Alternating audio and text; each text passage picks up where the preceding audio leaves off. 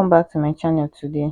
The BBNaija All Stars winner Ilebaye and the BBTitan winner Khosi, two of them don't come out to come debunk Phyna claim against BBNaija organizers, and Phyna don't come out to come answer the two of them.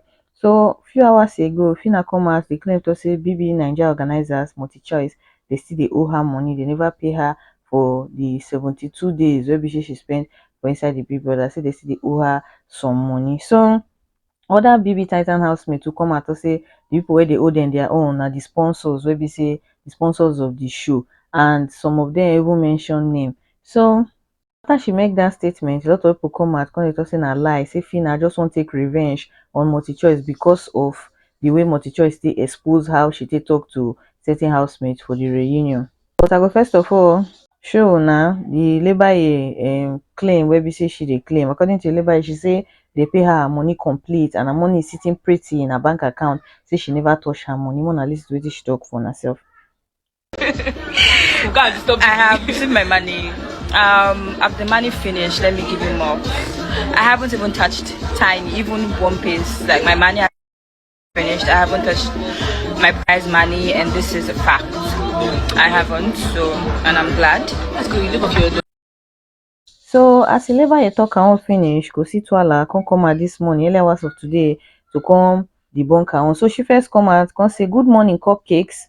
Please stay out of it. No one owes us anything." So she can't drop receipt. She dey tell her Khosi Rain, wey be her fans, say make dem not shook mouth for this thing where Phyna dey claim say multi-choice dey owe her. Say she see her own receipt for here, they pay her 2 million rands complete. Say nobody dey owe her anything. So this na the receipt wey be say she drop. So as some of them make that statement finish, people come start to dey drag Phyna, say Phyna must don do something to multi-choice wey make them, if e be to say na true, if e be say na true say multi-choice dey owe Phyna, I mean to say Phyna don do something to them wey piss them off. Say Phyna get bad character, that make multi-choice no gree pay her complete money. They become dey beg multi-choice to forgive her and pay her her money. So make I read some of the comments before I read Phyna reply to Ilebaye and Khosi.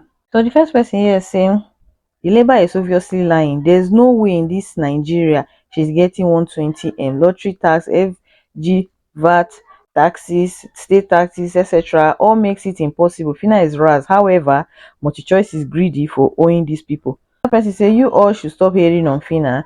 She's just sharing her truth. Just because Khosi and that nonsense Ilebaye had a different experience doesn't mean Phyna is lying. This is not something somebody will just sit down and lie about.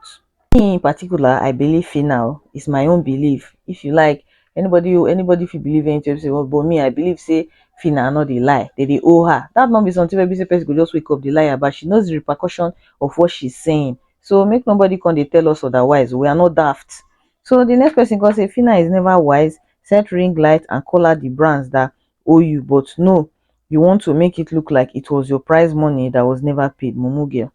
If na true safe say if na true to say they not pay her complete money for her prize money, e go good make she show us the alert of the remaining balance so that we go know where we go start from. Then if na sponsor tax now she dey talk about, she need to clarify the two so that people go know, because this one nobody go believe her. Everybody thinks she's lying. So as Phyna as Khosi and Ilebaye come out to come debunk the news, Phyna come out come say okay now make I reply on her too.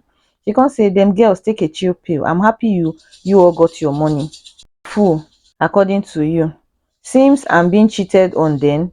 Women supporting women in the mud. I believe I should at least get what I worked so hard for 72 days. You all suddenly remember your last screenshot and IG life. The screenshot now for Khosi, why the IG life now Ilebaye na two of them should refer to. Cause say come on. One among others is one BTC, which is over 80M in today's market. To those who got their money in full, I'm happy for you. As poor man pikin, make I ask for my money and things where remain. How come they never give her the one BTC since all those why? The choice, you guys should do better. If una never give her the one BTC and the rest, you guys should do better. She come out, come call out Ilebaye and Khosi. A particular fan come out, come they compare Phyna with other people. The person can say V just bag an endorsement deal with Techno. Adekunle Olupade just graduated from a film school and launching his debut movie. Liquor Rose just bag a new endorsement deal with a real estate company, but a supposed winner of a particular season is somewhere crying and still asking Big Brother for her balance. This life no balance. Make she no ask for her balance, make she leave them, make they shop am. All the money wey multi-choice get, na that small wey be say they wan pay the girl, now they still wan use mago collect am. Talk at us say na Phyna be her own enemy. Everybody they come attack me. This is the issue I'm talking about. If I didn't being Phyna, they respect herself online. She dey behave herself. All this unnecessary fight, she and her fans they fight people everywhere. All these things, as she talk this thing, now people for believe her. People for really stand up for her. Drag the multi. But this one, everybody, nobody even send her. Instead, people now she that they drag. She will be say be the victim, and she that they drag. Another thing, me I no fit fault Khosi Twala, I no fit fault Ilebaye because Ilebaye, according to her, they pay her money complete. So we no go fit force them to go support Phyna, say they not pay them now. We will not expect them to lie, say they not pay them. They actually paid them. That's why two of them come and got us say they pay them. But I just feel say two of them coming out to say that thing, just be like a damage control to what Phyna they claim against the organizers of the show. I go see talk am again. Multi-choice, if na dey owe the game, make una pay her. E no good though, it's unfair. Now oppression, I be that. Una take care, una bye.